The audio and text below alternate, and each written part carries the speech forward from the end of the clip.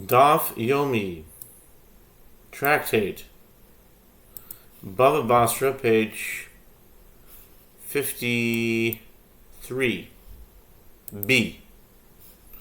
Daf Yomi, Daf Gimel Amud Beis, with the words Liknos Osa Ves Chaverta, Osakana Chaverta Lokana, Liknos es Chaverta Af Osa Lokana.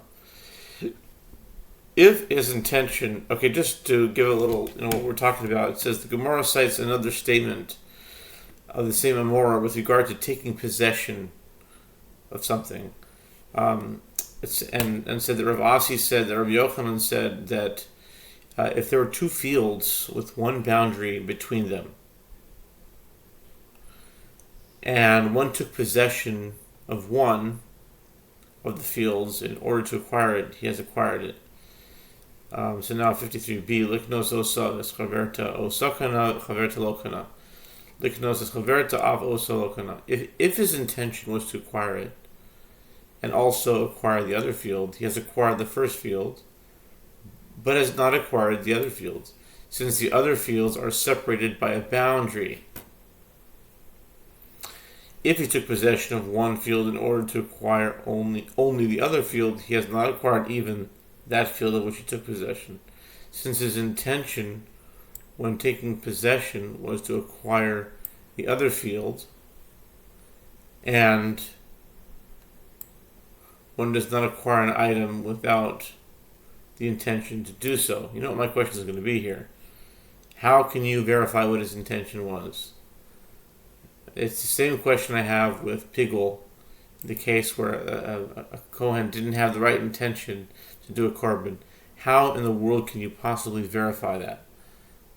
There's no one, unless you had a professional mind reader that,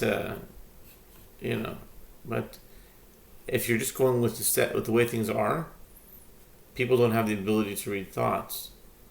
So you can never verify what he was thinking. Okay, it's a caution. Alright, continue. Bayra zera hechzik ba'achas behen liknososa ves hamitzar ves chaverta mahu miamrinan mitzar di arachadhu vikani o dilma hai lechode kai hai lechode kai teku. Rabbi Zera raises a dilemma. What is the halacha if one took possession of one of the fields in order to acquire it, and the boundary and the other field altogether, and the boundary, he wanted to acquire that and the boundary? Do we say that the boundary of the land is one? In other words, that these two fields are joined by means of their common boundary, and therefore he has acquired all of them? Or perhaps this field stands alone, and that field stands alone. And if he acquired the boundary, then he acquired none of them. Even though he said he wanted to have both, the boundary would just, cancel out the whole thing, if I'm understanding it correctly. The Gemara notes that the dilemma shall stand unresolved. And this is the 157th Teku in Talmud Bavli, according to the Sofer of Rabbi Aaron Yehoshua Pessin of the same name. Teku. And put together a Sefer called Teku. He counted all the Tekus in Shas. And I'm looking here, I'm seeing that there's some lines that look different than in the regular Gemara. It could be the same, but if it's different, then just know that I said that here, because I'm going from the Sefaria Gemara. From what I remember, this 157th Teku was the sixth line down from the Amud, and it was the sixth word into the line. And then I remember it being the 10th line, the next Teku coming, the 10th line, and the first word of the line. So, unless this line here represents 3.5 lines, it won't be the same, but it might be the same. So just please bear that in mind. By Rav Elazar, Hechzik b'meitzar liknos shtein mahu, mi amrinan hai meitzar afsara says here, afsara da'arahu, vikani, o dilma, hai lachode kai, hai lachode kai, teku. Rabbi Elazar raises a dilemma. What is the halacha if one took possession of the boundary between the two fields in order to acquire both of the fields? Do we say that the legal status of this boundary is that of the halter of the land, and he acquires the fields just as one acquires an animal through the acquisition of its halter? Or perhaps the field stands alone, and that field stands alone. The boundary is not connected to the field in the same manner that a halter is connected to an animal. The Gemara notes that this is also a teku, and this would be the 158th teku, and this is a particularly significant and important teku because it marks the halfway point of all of the tekus in Shas. And because there are 300, according to this Sofer, there are 317 tekus in Shas. Now, it's an odd number, so obviously there's not exactly half. So that would be 316 divided by 2 will be 158. So when we hit 158, we hit 316, but by the time we hit 159, we'll already be passing 317. 159 plus 159 is 318. So really right now, we're at the threshold, we're at the border of the halfway point of tekus, and the reason why this is very significant is that I only knew about this Sofer, this book, from Rabbi Eli Stefansky, who mentioned this during the first teku of Shas, which was in Brachos, Daf Ches, Amud Aleph. That was 2 lines from the bottom, and the second word on the line, if I'm not mistaken. It might have been the first word on the line. It's around there, around that area. And he mentioned in that daf, back in 2020, about this Rabbi Pessin. Then, cut to about 1.5 years later, Rabbi Eli shows up in Los Angeles and comes to give a shiur, among other places. He gave a shiur in the valley at Chazak. It was on August 11th of 2021, which the day was Elul 3, but it went into the night, that night would have been the 4th of Elul. And he told me again about the Sofer, the tekus, and I started a very important work, of studying this Sofer. In other words, studying all the tekus, when they show up, is there a pattern to them, and can there be deeper meaning to it, and why? Why did I decide to do this? I decided to do this because it is told that all the answers will come to the tekus when Mashiach comes.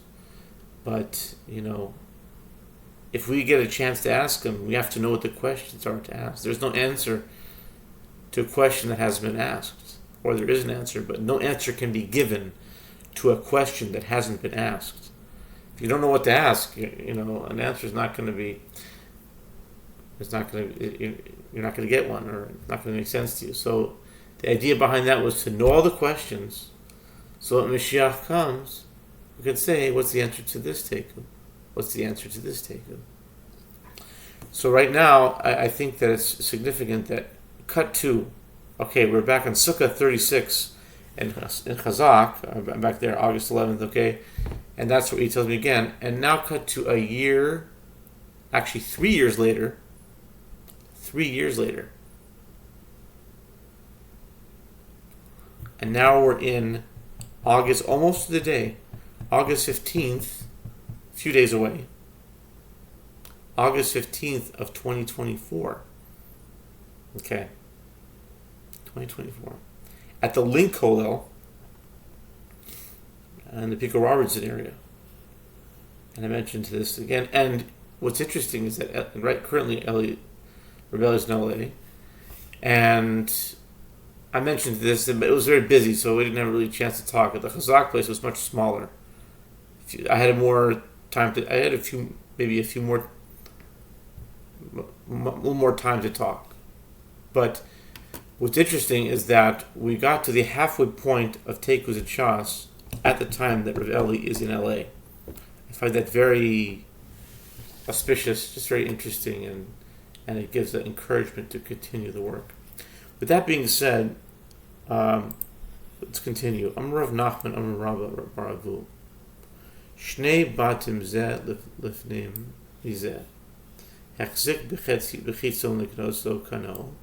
Liknoso so v'es panimi chitzon kana. Panimi lo kana. Liknosos panimi al chitzon nami lo kana.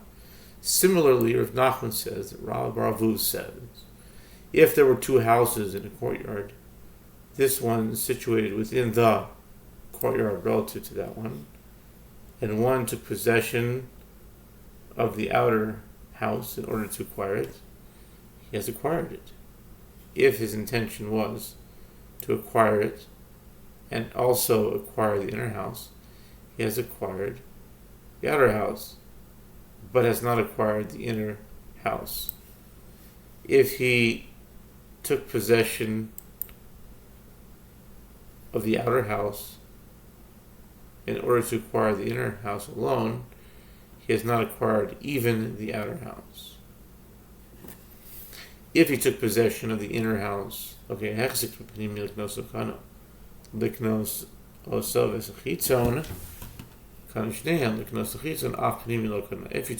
of the inner house in order to acquire it, he has acquired it. If his intention was to acquire it and also acquired the outer house, he has acquired both of them, since the residents of the inner house possess the right to pass through the outer house in order to enter and exit the courtyard. The outer house is viewed as an extension of the inner house. If he took possession of the inner house in order to acquire only the outer house, he has not acquired even the inner house, since he did not take possession of the property that he intended to acquire. Amar Rav Nachman, Amar Rabba Baravu, Abone Palterin Gdoilim B'nechse Hager, Uba'achave Midlahen Dalsos Kana, my timer, Kama Livni Ba'alma Hu Yapech. The Gemara continues its discussion. In taking possession of owner's property, Nachman says that Rabbi Avu says, with regard to one who builds large palaces, palterin, on the property of a convert who died without heirs, and another came and placed doors upon them, the latter has acquired the property. The Gemara explains what is the reason for this. The first, in other words, the one who built the palaces, merely turned over bricks. In other words, building a complete house. And building an incomplete house is not sufficient to take possession of the property. Amar Rav Dimi Bar Yosef Amar Rabbi Eliezer Amar Yisipal B'nechse Hager Yisar Behem Siyud Echad Okir Echad Kanan V'Kama Amar Rav Yosef Amma. Rav Chizda U'Keneged Pesach. Rav Dimi Bar Yosef says, Rabbi Elazar says, one who finds palaces built on the property of a convert who died without heirs and plastered them with one application of plaster or tiled them with one tile has acquired them. The Gemara asks, And how much? In other words, what is the minimum area that must be plastered or tiled? Rav Yosef said a square cubit. Rav Chisda said, and he acquires it in this manner only if it was plastered or tiled opposite the entrance, where it can be easily seen. Amar of Amram, Hi Milsa, Amar Lan Risheshis. Rav Amram said that Risheshis said this statement to us. Be'an Harinu Einan Mimas Nisa. And he enlightened our eyes from a Braita. I wonder if this is a reference to Risheshis was blind, I think. So maybe this is kind of like making reference to, he said he enlightened our eyes, and it's kind of ironic because Risheshis was blind. Anyway, and Harinu Einan Mimas Nisa. Mahi. He said, one who spreads out mattresses on the property of a convert who died without heirs has acquired it. And that which I said, that he enlightened our eyes, what is it? Titania, Ketza Bechazaka, Nalo Mimanalo, O Itir Minalo, O Sholich Kela Vacharo Lede Samerchans, Vivshito, Vihir Itzicho, Vihir Chitzo, Sacho, Gerdo, Vilbisho, Vihinilo, Vibio Kano, Amr Shimon, O Techazaka Gadola, Mihagba'a, Shagba'a, Kaina Bechol Makom. As it is taught. What is the thing that we said that our Sheshis enlightened our eyes, as it was taught in Braita? Tosefta Kedushin 1:5. How does one acquire a Canaanite slave through taking possession? If the slave placed one's shoe for him, or untied his shoe for him, or if it occurred that he carried his garments after him to the bathhouse, or undresses him, or bathes him, or anoints him, or scrubs the oil off him, or dresses him, or puts on his shoes, or lifts him, one acquires the slave. Rabbi Shimon said the acquisition generated by taking possession should not be considered greater than the acquisition generated by lifting, as lifting acquires property in any situation. My kamar, hachi kamar. Hikbio l'rabo kano. Hikbia rabo lo kano. Amr b'Shimon lo tehe chazak hagdol mi'agba shagba kone b'chol makom. With regard to his last statement, the Gemara asks, what is Rabbi Shimon saying here? As the first Tana also said that a slave can be acquired by lifting. The Gemara explains this is what he is saying. The first Tana holds that if he lifted his master, the master acquires him, as he is performing labor for the master. But if his master lifted him, the master does not acquire him, as the slave has not performed labor on his behalf. But with regard to this halakha, Rabbi Shimon said, acquisition generated through taking possession should not be greater than acquisition generated by lifting, as lifting acquires property in any situation. Consequently, one can acquire a slave even by lifting him. But what about the slave lifted him? I don't know. And now we find ourselves at the bottom of the Amud, with the last word lines, if it's matched up correctly. Amar Rav Yirmiyah Bira'a Amar Yehuda Haiman. Rav Yirmiyah Bira'a says that Rav Yehuda says, with regard to this one,